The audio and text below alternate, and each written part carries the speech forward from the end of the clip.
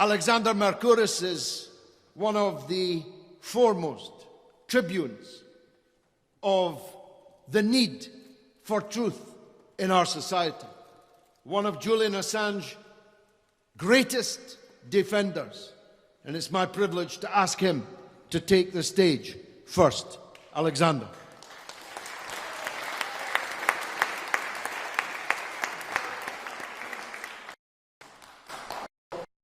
Again, George, for your very kind and fulsome introduction.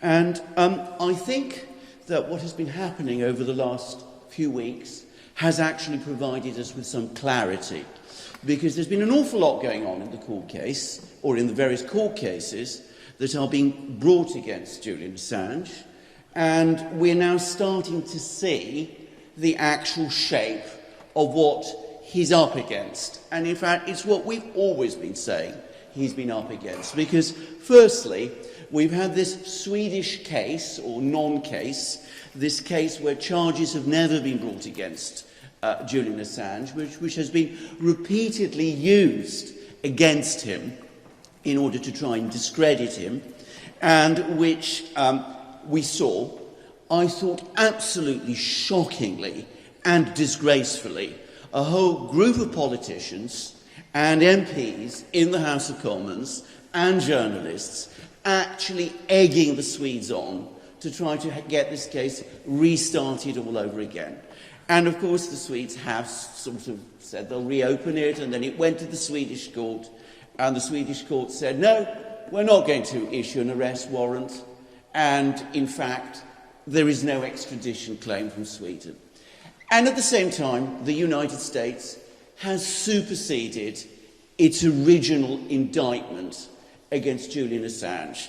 This was the indictment which basically said that Julian Assange had been involved in some sort of nebulous conspiracy with Chelsea Manning to break into a password, and that indictment has gone, and now we have the real indictment. We have the real case, and we've just received news within the last couple of hours that the United States is now, on the strength of this real indictment, seeking Julian Assange's extradition to the United States. So it's now very clear that what Julian Assange, what WikiLeaks, what all of us have been saying all along, this is a battle initiated against Julian Assange, against WikiLeaks, by the United States, by the authorities of the United States. That is clear. There is no ambiguity about that anymore. And I would say that's a positive thing, because it's always better in these kind of situations to deal with an unambiguous situation rather than an opaque one. So, what is the case that Julian Assange is facing now in the United States? Again, I'm going to be a little dry. I'm going to quote what various people have been saying. And I'm going to start with someone that George spoke about right at the beginning, and that's Mike Pompeo. Mike Pompeo is, of course, the Secretary of State of the United States, which makes him, incidentally, the third in the hierarchy of the Trump administration. So he's a very powerful man. But he made this comment about WikiLeaks shortly after Donald Trump became president, when Mike Pompeo himself became director of the CIA. And he was talking about this to the other officials of the CIA. And he said, WikiLeaks walks like a hostile intelligence service and talks like a hostile intelligence service. It has encouraged its followers to find jobs at CIA in order to obtain intelligence. It directed Chelsea Manning in a theft of specific secret information, and it overwhelmingly focuses on the United States while seeking support from anti-democratic countries and organisations. Now, hold on to these words. WikiLeaks walks like a hostile intelligence service and talks like a hostile intelligence service. The indictment the United States has issued against Julian Assange is an indictment under the Espionage Act. Espionage Act is about spying. It's about what intelligence services do.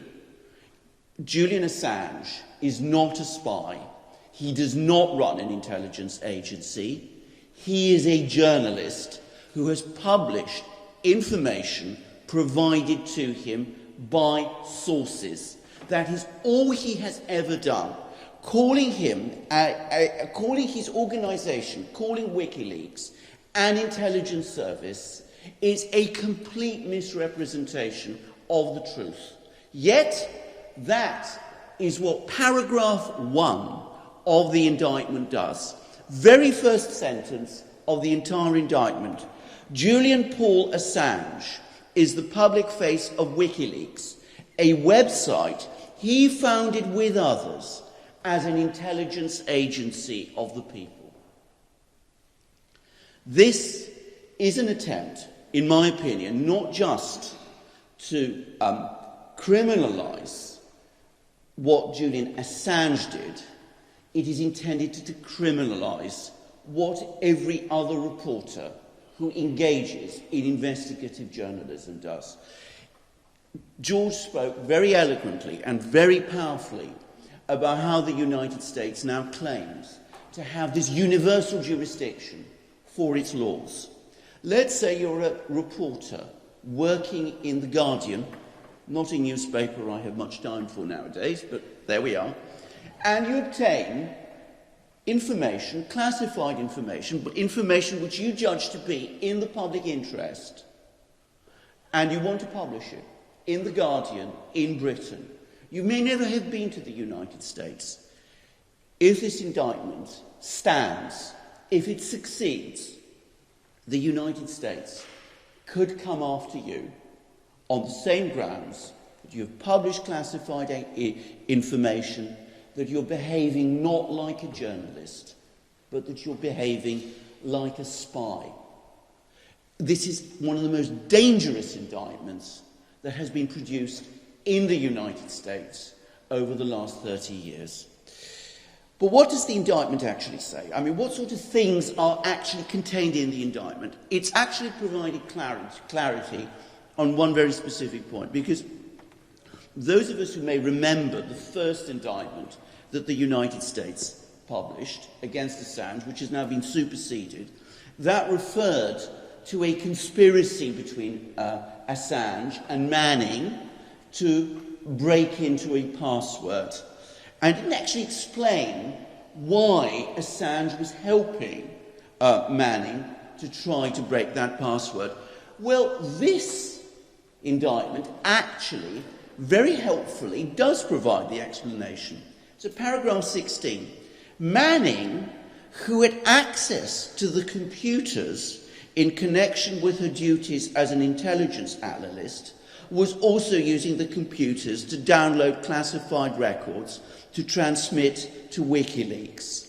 So the purpose of Julian Assange helping Manning to break that password was what people like Glenn Greenwald have said all along. It was to help Manning conceal his identity, to protect the source, what all responsible journalists who are involved in investigative journalism do. This indictment, again, criminalises it. It insinuates that it is part of espionage activities. And what is the justification? Supposedly that Assange and Manning put people at risk by their disclosures. And here, in fact, we have it. These sources, in other words, the sources who were put at risk, included journalists, religious leaders, human rights advocates, political dissidents who were living in repressive regimes and reported to the United States, etc., etc. But the interesting thing about this indictment is that it nowhere actually identifies a single person who has been harmed. Not one. And of course, this corresponds with information that came out in the Chelsea Manning trial. During the Chelsea Manning trial, the US government admitted that not a single person could be shown to have been harmed as a result of what Chelsea Manning and Julian Assange did. And in fact, I'm going to say that, as I understand it, the reason some of these names, some of these people were disclosed, was to alert them to the fact that two very irresponsible journalists, Harding and Lee, of The Guardian, had provided a password which would have accessed unredacted information held by WikiLeaks by hostile players, so that actually Assange published names in order to alert people to the fact that their security had been compromised. I'm going to say something else, by the way. The government, the indictment, actually does try to provide evidence that people have been put at risk. And it does so not by actually showing anybody in particular was put at risk, but by referring to an article in the New York Times. And the New York Times says, the article stated that after the release of the Afghanistan War Significant Activity Reports, a member of the Taliban contacted the New York Times and stated, "We are studying the report. We knew about the spies and people who collaborate with the US forces. We will investigate through our own secret service whether the people mentioned are really spies working for the US. If they are US spies, then we know how to punish them." That's the entirety of the evidence that the United States has been able to produce in the indictment that anybody has actually suffered as a result of the things that Chelsea Manning and Julian Assange published. An article based on a phone call from somebody who said he's from the Taliban. Contrast that with what we've learnt from those disclosures about the war crimes, about the violence, about the suppression of information, and you set against that one telephone call to the New York Times. Well, the indictment goes on, and I say something else about American indictments, at least these kind of very politicised indictments. They're very long, they're very repetitive, they say the same things again and again and again in ways that they don't need to say, and they do so in attempts, undoubtedly attempts, to make the accused person appear guilty. I mean, for example, there's 18 counts in this indictment, and in 17 of them, you find exactly these same words. That Julian Assange knowingly and unlawfully obtained and aided and abetted and counselled and induced and procured and willfully caused Manning to obtain documents. Now, why do you have to say that again and again and again in this way? Why not just say it in one place and then list the various instances when this happened? It is completely unnecessary, but it makes the whole thing look incredibly accusatory. Now, we've spoken about how Assange's reputation is being destroyed, has been destroyed, ever since he began his activities, his work as a journalist in WikiLeaks. These indictments do exactly the same thing. But this is only one indictment, and it is the indictment against Assange. There's actually another indictment that also concerns him, and which is, in some ways, even more troubling. Now, this indictment is not an indictment directly against Assange himself, but it is against the issue which I think has done Julian Assange's public reputation the most damage. This is this insinuation that he was in some way involved with the Russians in leaking the information from the DNC during the 2016 election. Now, this has obscured, of course, the enormous importance of the information that Julian Assange was able to publish from the DNC. It showed that the entire primaries contest in the Democratic Party had been rigged. We learnt that opinion poll data had been distorted to make Hillary Clinton look more popular than she was. It gave a vivid and very powerful impression of a campaign led by Hillary Clinton that used all sorts of dirty tricks to ensure that she was first made the Democratic Party's candidate for the presidency and ultimately the President of the United States. All of that has been completely shunted aside as people have focused on this one issue of whether or not Julian Assange was in some form in collusion with the Russians. Now, in 2018, just before Mr. Trump was due to meet Mr. Putin, Robert Mueller, who was the special counsel who was supposed to be looking into the collusion allegations between Donald Trump and the Russians, issued an indictment of 12 Russian intelligence officials. Now, I'm not going to go into the whole details of the indictment. I'm going to deal specifically with those that touch upon Julian Assange.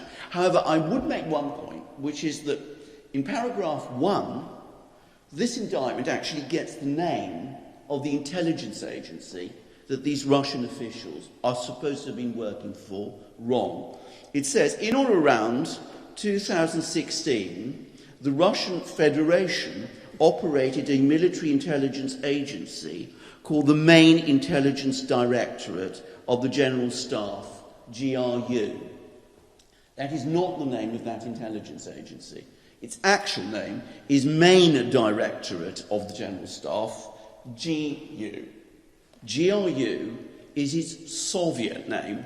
It was changed after the Soviet Union was dissolved. I don't know why it is consistently referred to nowadays as the GRU, when, as I said, its name has been changed and its organisation was completely restructured. And frankly, for me, it doesn't give very much confidence about the details of this indictment that it actually does that all the time. Anyway, what the indictment says, what this indictment of these officers says, is that the 12 Russians who were part of this agency, who allegedly hacked the DNC computers, and I know there are many, many people who dispute this theory that that they did in fact hack these computers. But anyway, let's just go along with that assumption that they did hack those computers for the moment. That they set up this personality, this internet personality called Guccifer2, and that Guccifer2 was then used to transfer the hacked data to WikiLeaks and to Julian Assange. And if we go back to what Mike Pompeo was saying right at the beginning, you'll all remember that he talks about Julian Assange and WikiLeaks working together with anti-democratic countries to hurt the United States. Well, the very interesting thing about this indictment is that it nowhere says, it nowhere in any part of it alleges that Julian Assange or WikiLeaks had any idea when they interacted with Guccifer2 that Guccifer2 had anything to do with Russia. Nor, in fact, does the indictment say in any place that Julian Assange or WikiLeaks at any time knowingly interacted with Russia or with Russian intelligence. Julian Assange is not named as a co-conspirator in this indictment. Now, did WikiLeaks in fact receive the intelligence, the data, the emails from Guccifer2? This is what the indictment says. After failed attempts to transfer the stolen documents, these are the emails, starting in late June 2016, on or about July 14th, 2016, the conspirators, that's to say the 12 Russian intelligence officers, posing as Guccifer2, sent Organisation 1, Organisation 1 is WikiLeaks, an email with an attachment titled WK DNC Link 1 Text GPG. The conspirators explained to Organisation 1 that the encrypted file contained instructions on how to access an online archive of stolen DNC documents. On or about July 22nd, 2016, Organisation 1 released over 20,000 emails and other documents stolen from the DNC network by the conspirators. Now that makes you think, when you read it like that, that Guccifer 2 sent this archive on the 14th of July, and on the 22nd of July, WikiLeaks published it. But that's not actually what it says. What it actually says is there was a transfer of data on the 14th of July, and on the 22nd of July, there was a publication of information. There's no reason, there's no information here that what was sent on the 14th of July was what was published by WikiLeaks on the 12th of the 22nd of July. And in fact, there's very good reasons to think that was not so, because in fact, what we know is that Julian Assange actually said that he had information that he was going to publish, emails that he was going to publish, involving Hillary Clinton and her campaign. And he said that in June, long before this transfer took place, long before WikiLeaks had any contacts with Guccifer 2 at all. And we also know, and Mr. Mueller actually has helpfully told us as much, that Guccifer 2 was in contact with other people and was also providing information to other people. And it turns out that one of the people who, a US official who was contacted by Guccifer 2 and was provided with some of Guccifer 2's material, described it as pretty standard. In other words, it was completely uninteresting. And so there's no actual link, and in fact, we've heard off-stage American officials actually come forward and admit that, in fact, they do not know how WikiLeaks got the DNC emails. They assume it was provided by the Russians, but they've never actually been able to prove how it was done. And in fact, we have this extraordinary admission buried in Robert Mueller's report. The office, that's to say Robert Mueller's office, cannot rule out that stolen documents were transferred to WikiLeaks through a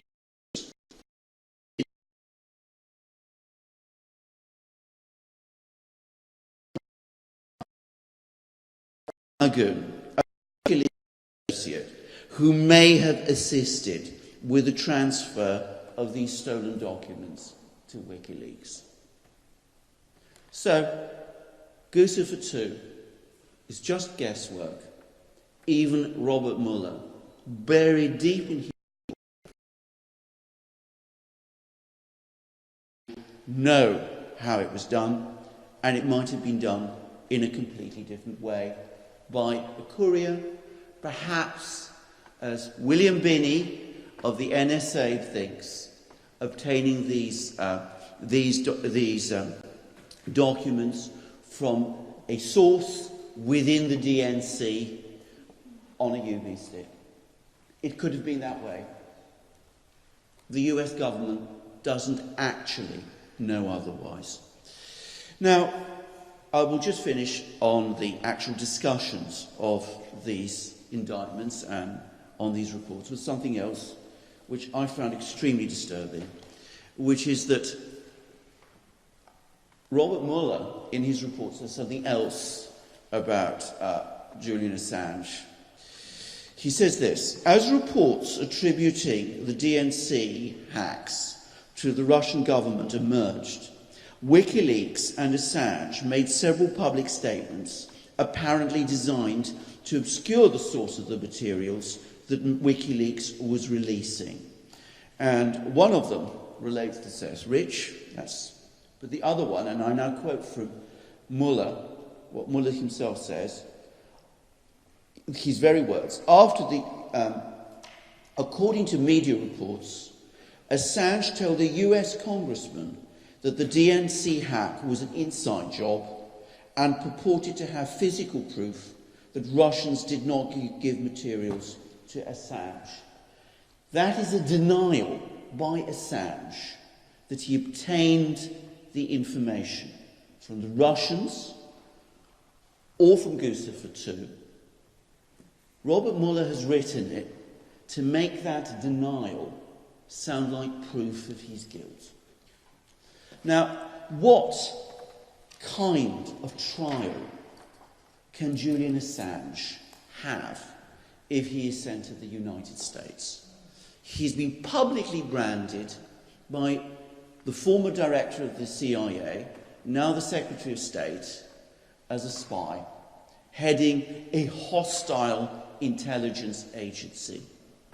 We've seen an indictment which alleges that he did injury to people, but the entire evidence that he did injury to people is based upon one article in the New York Times, based on one telephone call. Not a single person who's allegedly been harmed has been identified. We see this miasma of stories about how Julian Assange was somehow working with the Russians to publish the DNC emails. And in fact, what we see is no proof of that at all in the indictment of the 12 Russians who are supposed to have hacked the DNC, and an admission from Robert Mueller, buried in his report, that it might have actually been some other way that Julian Assange obtained that information from someone within the DNC using a courier, an intermediary. And we see how Robert Mueller has then taken Julian Assange's denials and has twisted them to make Julian Assange look worse than he is, and to make that denial look like proof of guilt. I would remind everyone else that the other person in this drama, Chelsea Manning, is in essentially indefinite detention because she is refusing to testify against Julian Assange.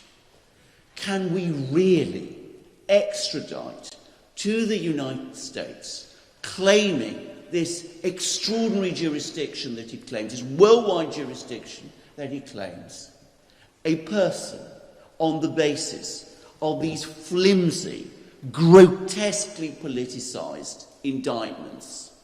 Can we really allow a journalist who has only published the truth and who has worked with media and who has received journalistic awards to be called by the United States government a spy? Can we really send him to a country where his source is being held in indefinite detention in order to get her to testify against him, and where his denials are twisted to make them look as proof of guilt? Well, I would say not. Not if we are a democracy. And it is for democracy and for freedom of speech and for freedom of journalism, that is the cause that we are fighting for in this room.